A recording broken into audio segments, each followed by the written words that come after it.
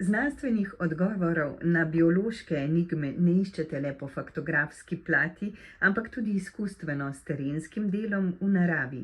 Tudi sami ste se odločili za zaščito pred posledicami klopovega vboda, torej za zaščito pred virusno okužbo.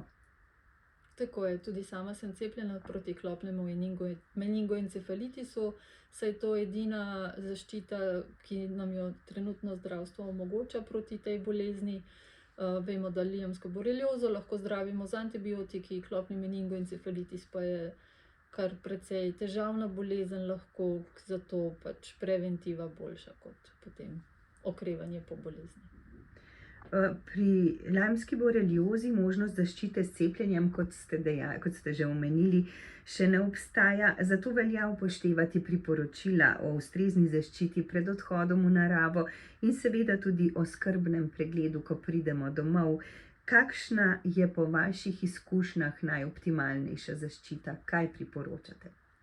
Tako je, z okužbo lajmske borelioze se lahko okužimo po vbodu klopa, ampak ne po takojšnjem vbodu, ampak čez nekaj časa, zato je priporočljivo, da se na teren pripravimo, če gremo v naravo, pripravimo. Predvsem se oblečemo v svetla oblačila, zato da klopa lahko hitro opazimo. Dolge hlače, dolgi rokavi, čim bolj zaprti ovratniki, zaprta obuvala, se pravi zaprti čevlji, in pa če smo veliko na terenu, so priporočljive tudi nogavice čez hlačnice, srajca zahlačena v hlače. In pa ko pridemo nazaj, temeljit pregled, tuširanje, pranje oblačil v pralnem stroju pri vsaj 60 stopinj Celzija in pa temeljito pregledati tudi lasišče.